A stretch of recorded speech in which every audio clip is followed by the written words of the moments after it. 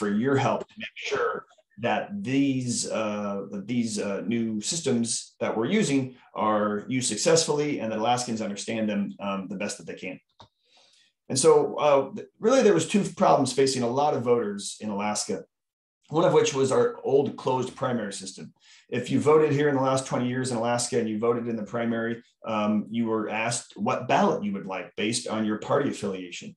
And actually more than 60% of Alaskan voters don't affiliate with one of the two major parties. And so this was excluding people from participating or having low voter turnout because voters didn't want to be boxed in based on what their party registration is. And so now with our open primary system, all voters will receive the same ballot based on where they live, and you get to vote for any person that you want, regardless of party affiliation. But we'll go into that here in a minute. The other problem that we had in Alaska was plurality elections, which is a very, very common way of holding elections. Basically, it means whoever gets the most votes wins. In Alaska, many of our elections, though, we were seeing candidates win without the majority support, meaning they were receiving less than 50% of the vote from their neighborhood or from the state entirely. We've had 7 different governors win elections with less than 50%, and no U.S. Senate candidate has received 50% since 2002. And so with our state's long history of third-party candidates, independent candidates, even write-in candidates, moving towards a ranked choice voting system allows for really for voters to show the support and send people to Juneau and Washington, D.C., knowing that they have received the majority support from that area. So what is our group doing now? What is the state of Alaska doing now about all these changes? Well, we're both implementing them legally and educating the public. Implementation means things like software upgrades to ballot machines. Just like on your phone needs an upgrade to its software once in a while, we had to make sure the state of Alaska using the ballot machines were able to use ranked choice voting. So they're doing a lot of systems checks and making sure they're running smoothly. The regulation process, just state statutes and the law books, making sure that T's are crossed, I's are dotted, making sure everything is lined up. Many communities around the state were still doing hand counting for their ballots on election night. So we had to purchase new tabulators for about 120 communities around the state so that they could use ranked choice voting more quickly and more transparently as well. And then working with the Department of Law to make sure that all of this is getting done, as I mentioned, legally and transparently. From an education standpoint, again, all of this work is done entirely nonpartisan. Our group and many others take the lead from the Division of Elections to make sure that the information is correct. We're doing this in interactive ways and throughout the entire state. Our group has been to places like Kodiak and Juneau and Petersburg, Fairbanks, Kenai, just trying to get everywhere we can to make sure that all communities know about these changes. And then we're working with lots of different organizations and hundreds of individuals around the state to get this information out to in front of everyone. So the two big changes that are facing voters this year, the first one we'll talk about is our new open primary system. And if you voted in Alaska before the year 2000, you actually will probably remember we had open primaries. And so we're really going back to an old way of doing things here with our new open primary system. Open primaries really means that you as a voter, you don't have to declare your party affiliation to participate. So this year when you go vote, you won't be asked what ballot you would like. No one needs to know what your party registration is. All voters will receive the same ballot, and you get to vote for who you want for, regardless of the candidate's party affiliation and regardless of your party affiliation. You can see here that open primaries are used, it's quite common throughout the United States. It's a very common way of conducting state primaries. And 2 states use a system that is going to be similar to our system, which is Washington and California. They use a top 2 nonpartisan open primary, which means the top 2 vote getters move on to the general election. What they were finding in that state, though, is many of the candidates who move on to the general election, the top 2, would be of the same party, which means 2 Republicans or 2 Democrats would move on. And that's actually kind of restrictive in terms of getting participation up and having people feel like they have someone on their ballot who reflects their values. So in Alaska, we'll be using the top 4 open primary system. So that means in a primary election, if there's 5, 6, or 7 candidates, the top 4 will move on to the general election, regardless of their party affiliation, regardless of the number of votes that they receive. The top 4 vote getters will move on to the general election. Obviously, if there's only 2 or 3 or 4 candidates in a primary election, all 2 or 3 or 4 of them would move on. But the top 4 vote getters move on to the general election. And in our primary system, you can see here on the ballot, it's just a pick one primary ballot. And so this ballot probably looks very similar to what you've seen in the past. You have all of the different races. You have a bubble next to a candidate's name, and you will just pick one candidate for each race. Another change you probably have noticed is on that bottom left-hand corner of this sample ballot is the governor and lieutenant governor are actually running together as a ticket before the primary. That's the first time in Alaska that we're doing this. In the old system, a governor and lieutenant governor would run separately in their party primaries. Then each winner would then get combined with each other to form a ticket for that party. Now, candidates, gubernatorial candidates, have the choice to select their lieutenant governor. And that gives Alaskans an opportunity to see them work together, see their platform together, their strengths and weaknesses, how they interact together, how they campaign. And so it gives you, the voter, a lot more lead time to think about who you want to vote for, as opposed to two people getting matched up after the primary. And so again, here, the sample ballot you can download from the divisional elections if you want to look at what it looks like for your district once all the filing deadlines are passed. But again, in the primary, you'll be picking just one person. As I mentioned, all voters will receive the same primary ballot depending on where they live. So if you live in my neighborhood and I'm a registered nonpartisan and you're a registered Republican and your friend's a registered Democrat, all of us will receive the same ballot. From there, we will pick just one person in each race, and you can pick them regardless of your party affiliation. And then the top 4 vote getters will move on to the general election. So in the general election is where we see change number 2. Change number 2 is our ranked choice general election. Ranked choice voting really is a way to have you, the voter, to put an order of a preference of the candidates who are running. You can rank as many candidates, up to 4 that you'd like, and you can rank as few as 1 that you would like. It's really up to you, the voter, to decide the number of candidates that you would like to rank and support in each race. Ranked choice voting sounds new, and in some ways it is. You can see here on this map, though, it's used in different ways across America. It's actually used in Scotland, it's used in Ireland, it's been used in Australia for the past 100 years for all of their political races. But in the United States, it's used in different ways as well. You can see Maine is the only other state that uses it for their presidential primaries and federal races. Many states in the South use it for their military and overseas voters. New York City just used it for the first time for their mayor's race. 23 cities in Utah just used it for the first time this fall for their municipal races. And then other major cities like Minneapolis, Minnesota, Santa Fe, New Mexico, San Francisco, they use it for all of their municipal races as well. But Alaska is the first and only state that will be using it for our statewide legislative races and our federal races, and combining it with a top 4 open primary race. This is a sample ballot for ranked choice voting from the state of Alaska, and you can see that, wow, it looks different than ballots I've used in the past.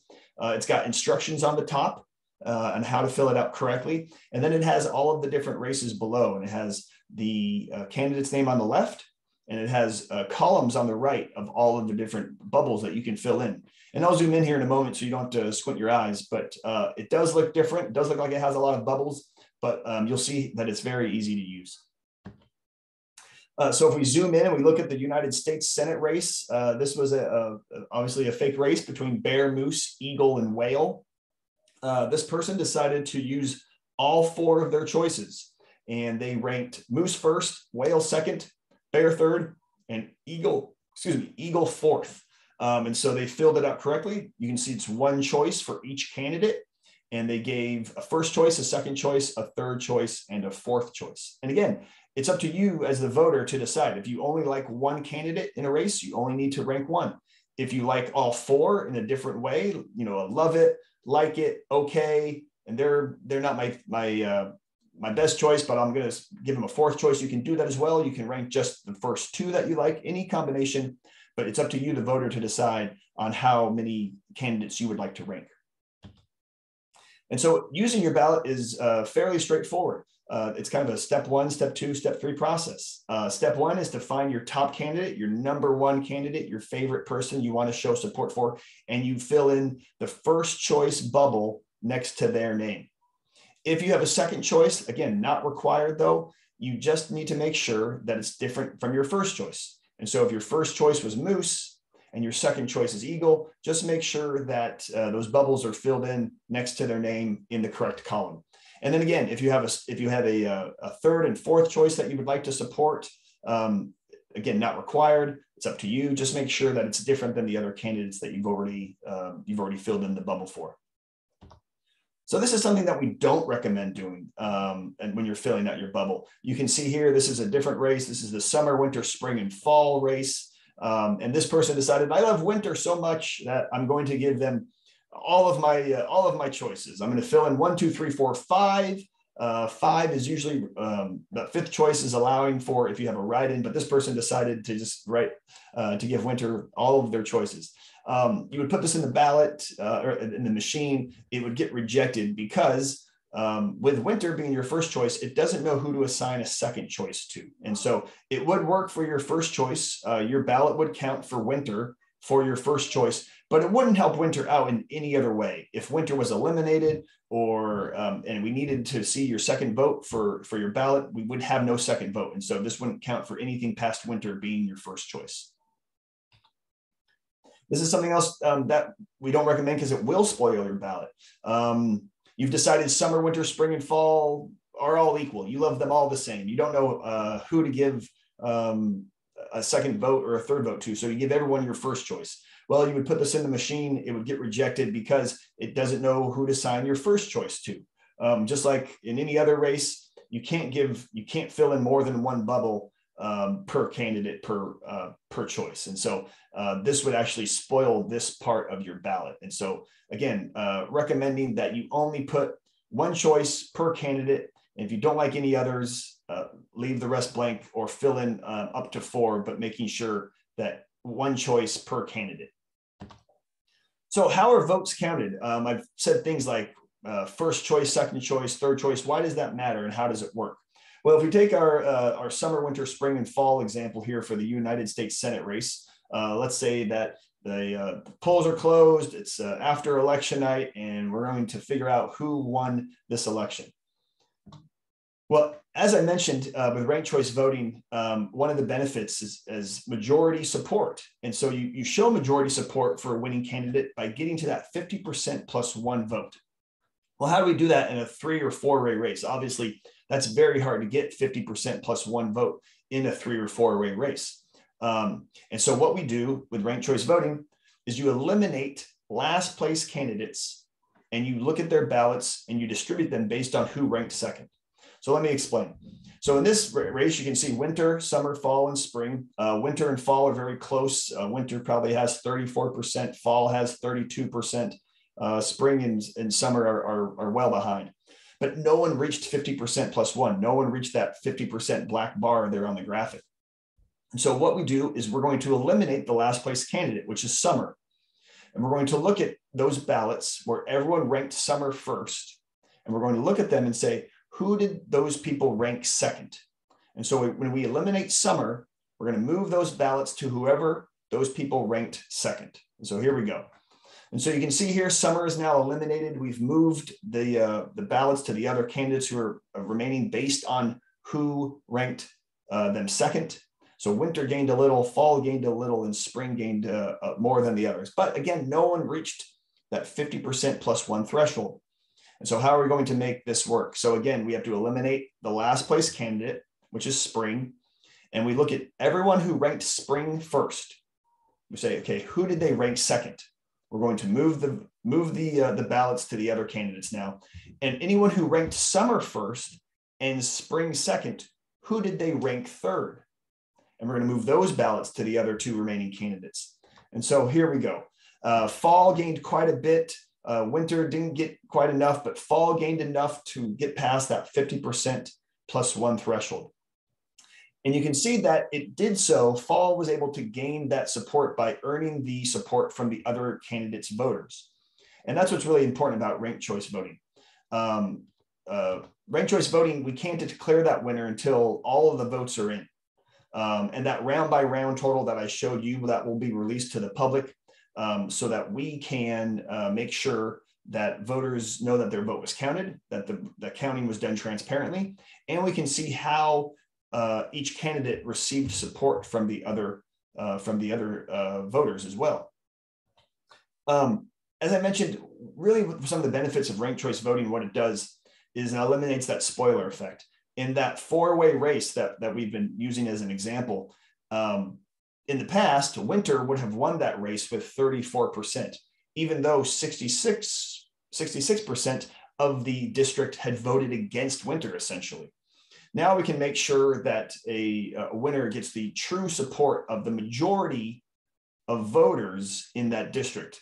And they do that because that candidate, in this instance, Fall, needed to get a strong first place support, but it also needed the second votes and the third place votes from the other candidates. And that makes candidates have to reach out to voters in a different way. They can no longer ignore voters or not engage with voters, because now if you're a Democrat running in a very Democratic district, but you can't get to that 50% threshold, you can't just rely on your base as a candidate. You have to reach out to other voters. You have to find common ground with them, find a way for them to support, that you're asking those voters to support you with their second and third choice. And so candidates will do a better job, hopefully, of reaching out and talking to voters more about issues, stay away from negative advertising, and really find ways to talk to all voters and not just those who might be registered under their party. So to quickly recap, as you know, this is a lot of information, but obviously our elections are changing this year. You've probably have received a ballot already for our special primary election. But the two big changes that are facing voters are, one is the new open primary system, which as a voter, you no longer have to declare your party affiliation. When you vote in the primary, you no longer have to pick a ballot. All of us as voters will receive the same ballot based on where we live. Each voter gets to pick one person in each race, and you get to pick any candidate regardless of their party affiliation, and regardless of your party affiliation, you get to pick whoever you would like. From there, the top 4 vote getters in the primary will move on to the general election, where Alaskans will be using ranked choice voting. Ranked choice voting allows you as the voter to rank your candidates, as many as you'd like or as few as you would like, up to 4. The winners will get the majority support from the area, not the most number 1 votes, but the majority support of the voters in the area. And all of that counting, as I showed you, that'll be done transparently and released from the Division of Elections, so that we can make sure that your vote counts and see how each candidate won with the support of the voters in that area. As we've been talking about, we have mini elections coming up this year. We have the special election that's coming up on June 11th. You probably have already received your ballot in the mail. If you haven't received your ballot in the mail, contact the Division of Elections as soon as possible. And if you have received your ballot in the mail, make sure again that before you send it in, you're picking just one person, even though there's 48 candidates. You're selecting just one candidate. You are signing the back of it, getting a friend or a family member to sign it. Anyone who's over 18, you need that second signature. It's very important. And then you need to have it in the mail by June 11th. You don't have to put a stamp on it, as the postage is paid for by the state of Alaska, but you do need to have it in postmarked before June 11th. August 16th, we'll be using both ranked choice voting in our special general election for the U.S. House seat, and a pick one primary for the other races that are happening in August. And then in November, all of the races on the ballot will be using ranked choice voting. If you haven't seen a ballot yet, or for this new special election, you can see here there's a lot of people. But just a reminder, just to pick one person when you vote. They are in alphabetical order, so hopefully that helps find the person that you want to vote for. But again, it is just a vote one primary. So how can you help now that you're informed and now that you know how to use your ballot and you've got some more information? Making sure that these elections are successful, we rely on our community members to help spread the word. And so if there's a resource that you think would be best to pass out to your families or friends or coworkers or neighbors, please feel free to reach out to AARP or to myself at Alaskans for Better Elections. We have a number of ways that we can help out, spread the word. If it's through postcards or wrap cards or presentations like this or videos or articles or anything, please reach out and find a way that you can help spread the word.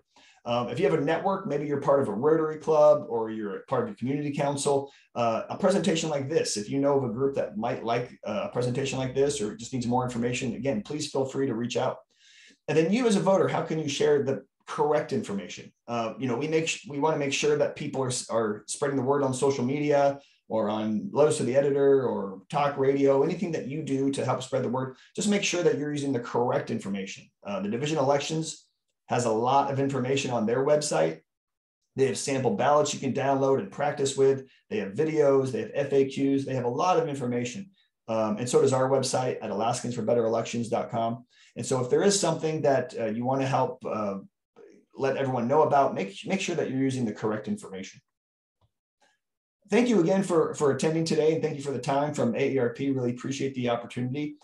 This is my contact information. I mentioned that we're happy to engage with voters and help get resources out. I know AARP is doing a fantastic job as well of helping connect all Alaskans and making sure that they know how to vote. But please reach out to those who have the correct information and help spread the word so that our elections can be successful and that every Alaskan knows how to vote. So I'll stop sharing my screen, and if there's any questions, I'm happy to answer. But again, thank you so much for the opportunity to chat today. Great. I am going to share my screen. Are you able to see it?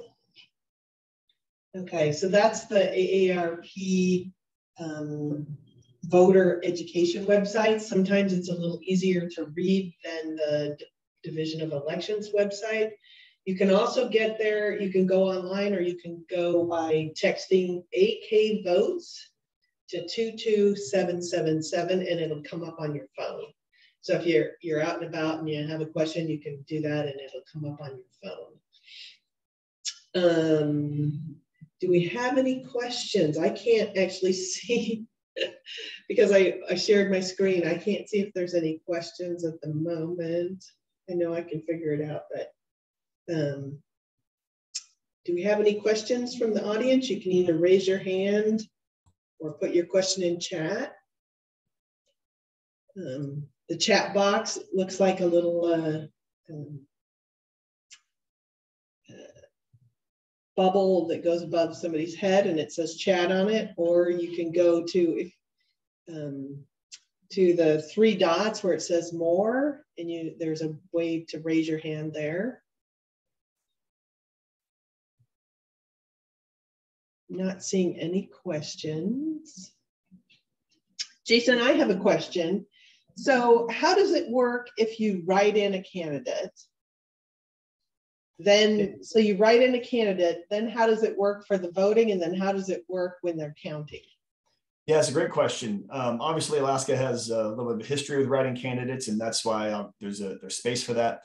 Write-in candidates who are expecting to be have a significant number of votes, they do need to register with the state of Alaska Division of Elections. And so most, if Jason was going to say, hey, I'm a write-in candidate, spread the word, I need to be registered with the state. So if you're writing in a candidate and you go, okay, I'm writing in Jason, he's got my first support, it would be treated just like any other candidate. When the votes are tabulated, the first person gets eliminated. And if that happens to be the write-in choice, they would be the first, they would be the write-in candidate, because the state actually doesn't look to, at the beginning, doesn't look to who the names are. They just look to see if the write-in bubble is filled in.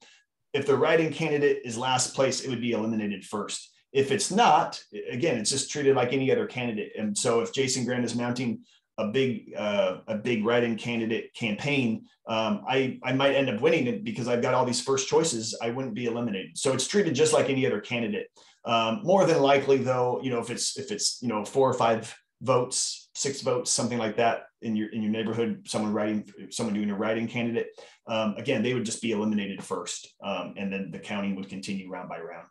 So can I just write in like Mickey Mouse? You sure, yeah, you sure can. And obviously people do that in every election. Sometimes for a protest vote, or they don't know who to vote for, or they don't like any of the candidates, things like that. And that's why that space is available. But like I said, 99% of the time, that'll be the first candidate who's eliminated. And then the other candidates, again, the round by round counting would just continue. So William asked if you could explain again how that works. So the election night, we'll see the results, the preliminary results of first choice votes, correct? That's correct. And so the state of Alaska, we have a statute that allows for 15 days for votes to be accepted and counted by the Division of Elections. That's been the law of our land for a long time, actually. Ballot Measure 2 didn't change any of that. And so on election night, and for the 2 weeks after election night, the state of Alaska will be releasing just the first round vote counts of every race. And so you'll see, in a 4-way race, no one will they might not receive 50%. They might add to their vote total, and some of those percentages might change. But when all the votes are counted and it's ready to get towards the final certification for each race, the ranked choice voting process goes really, really quickly, actually, thanks to the software that counts it. But what happens in, let's say, in a 4-way race, if no one has received 50% plus 1, the last place candidate is eliminated. And if you're the last place candidate, we look at your ballots and we say, okay, Steve is eliminated. Anyone who ranked Steve first, who did they rank second? And we move those ballots to the other remaining candidates. And so Steve is eliminated and his ballots get moved to the other candidates based on who is ranked number 2. If you ranked Steve number 1 and you didn't rank anyone else number 2, your ballot is essentially stopped. It doesn't go to anyone else. If you don't mark it, it doesn't go to anyone else. If you ranked Jason first and I'm not eliminated, your vote still stays with Jason. Until the person you ranked first or second is eliminated, your ballot stays with them.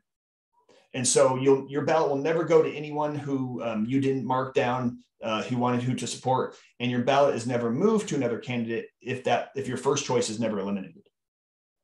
So is it fair to say if you want to maximize your voting power, you should do a first, second, and third choice at least?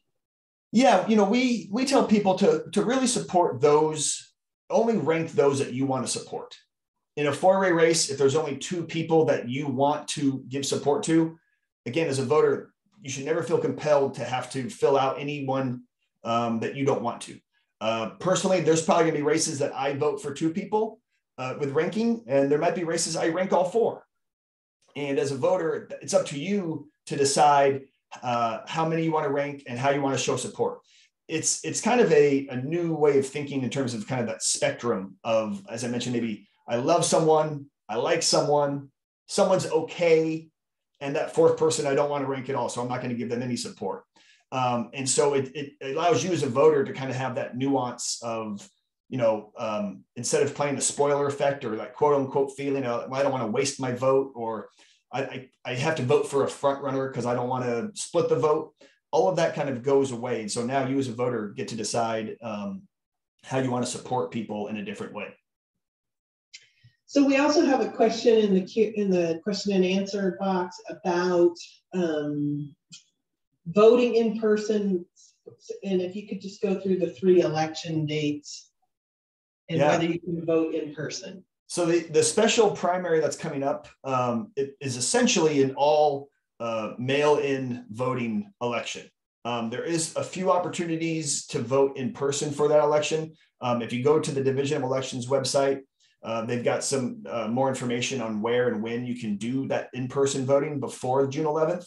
But essentially, the state of Alaska has mailed out ballots to every registered voter. And so 98% of the votes will probably be cast by mail. And so make sure, again, that you only pick one person in that primary. You have a signature, your signature plus another person's signature on that ballot, and you get it postmarked by June 11th to make sure that it counts. So that's we did a teletown hall just last week with Gail, and I didn't know this, but if you don't sign it, you don't have your identifier, there's several different numbers you can put in there, and you don't have the witness signature, there's no way to fix it. Yeah, that's correct. The state of Alaska does not have a curing process when it comes to mail-in ballots, and it's because we aren't a mail-in ballot focused state. Other states that, Utah and Colorado, Oregon, Washington, other these states that use a lot of mail-in ballots for statewide elections, they do have a curing process. It's part of their process when they establish these new rules. But Alaska isn't really a mail-in ballot state, so we don't have a curing process, and that's what makes it even more important that when you put that ballot in the mail, you do have that identifier, you do have that second signature. Because if you call back and say, hey, I forgot my second signature, can I revote? You can't. There is no revote. So you want to make sure that you do it correctly. And then, so let's go back to our original question, which was August 16th and November 8th. Whoops, Jason. August 16th, it's a primary, just like you voted in the past. You can vote in person. That'll be the most popular and best way to do so. And it'll be essentially two different types of ballots. It'll be a ranking of the 4 candidates for the replacement of the U.S. House seat, and it'll be a pick one primary for the regular primary seats like U.S. Senate, U.S. House, Governor, State House, and State Senate. You'll kind of a two-part ballot that we've never had to do before because of the special election. So that August election is vote in person, and the same as that November 8th person is vote in person. Obviously, there's exceptions. If you need to vote absentee or something like that, you can, but those are vote in person election dates. So for those last 2 dates, it's however you voted in the past.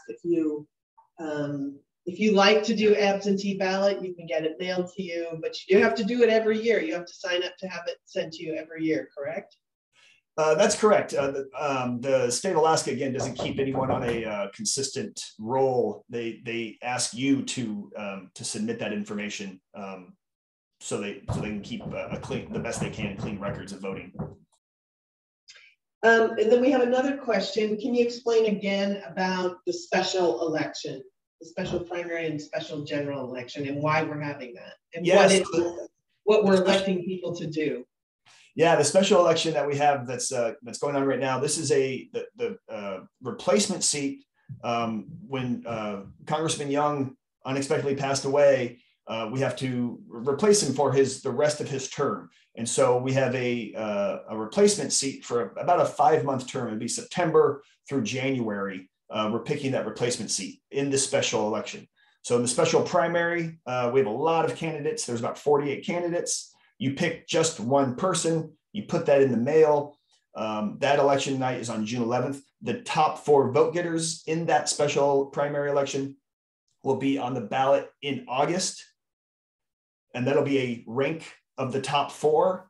It'll also be on the same ballot as the regular U.S. House seat and all the other ones as well. And so you'll be picking both the replacement seat for the 5-month term, and you'll also be picking the primary winners for the regular 2-year term for that House seat as well. So you might be voting for people with the same name on those 2 different races. Yeah, the ranked choice special general election more than likely will have candidates in that top 4 who are also running in the regular primary seat on your ballot as well. But luckily, every poll worker in the state of Alaska will be well trained on this, can explain a ballot. Once the sample ballot is finalized, hopefully people will be passing out. I know our group, probably AARP will be passing that ballot, that mock ballot out so that people can see it. Because it is, we don't have special elections often. We haven't had one in 50 years here in Alaska. And so it is kind of an extraordinary circumstance, but I know Alaskans will, get the information, know how to vote, and be okay with it all. So we have another question about, this is not for local elections, not for ballot measures, but it is for the, what did you say, state legislature Yeah, think of it as anyone we're sending to Juneau or Washington, D.C., that's where we'll be using this open primary and the ranked choice voting general election. Okay, so it won't be in local elections. Nope. Okay. And then if people want to get more information, what's the best places to go? Yeah, the Division of Elections website has just a load of information, very, again, nonpartisan, just kind of the facts. They have sample ballots you can look at, all the dates and times of how to vote and when to vote, lots of FAQs, things like that. And then our website, AlaskansForBetterElections.com, has a lot of information as well on how some of the details of why these changes happen or some of the benefits of these changes for voters. And so both of those websites have just a lot of information that people can learn a lot from. Okay. And just another question popped in. So if, what happens if you somehow get your columns mixed up? Let's say you vote in the first column and then you skip a column, or maybe two columns and then you vote. What happens to your ballot then? Yeah, it's a great question. If you find that you have a mistake on your ballot when you're voting in person, especially, or if the machine rejects it, maybe that's happened to you before, you can always get a new ballot. There's a process to get a replacement ballot. Either can tell a poll worker, or if it gets rejected, usually a poll worker will come over and make sure everything's okay and can get you a new ballot. If you find that you have made a mistake, or the machine is telling you made a mistake, you can always ask for a replacement ballot. That's never a problem. Great. We're telling everybody, especially in the ranked choice voting, check each row to make sure you've only filled in one bubble in each row and each column. That way, you know that you're maximizing your voting power. That's a great way of putting it. Yep. All right. Any other questions from the folks we have online? You can put it in chat. You can put it in the Q&A. And again, AARP, if you go to aarp.org, AK votes, there's information about how to vote, when to vote, a lot of information about voting absentee. So if you're interested in that, that's a great place to go to get information. That's a little easier to find all the information in one place. The Division of Elections has all the information there. It's a little bit hard to figure out where it's at sometimes. So, and do you want to give your website? Yeah, it's Alaskans4BetterElections.com. Like I said, just lots of information, it's a great place to kind of request information or reach out to us if, like I said, if you have a group who would like a presentation or anything like that, that's the best place to start.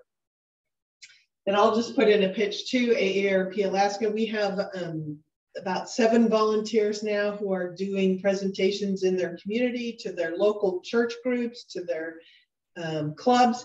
We have done a train the trainer program. So if you would like to get a hold of us, you can do that, and we'll train you, and then you can train others. Let's see. Oh, yes. So everyone who registered today will get hopefully a copy of Jason's slides, if he'll send them to me, and a link to this recording that you can watch later and share with others. So thank you all for joining. Thank you, Jason, for taking your time. I know you're pretty busy doing all these presentations. And we are going to have future events in the future. So check out aarp.org/AK on our website, and you can see we'll be at the fair, at the Tanana Fair, the Palmer Fair, and we'll be doing webinars and teletown halls. So thank you so much. Thanks, everyone.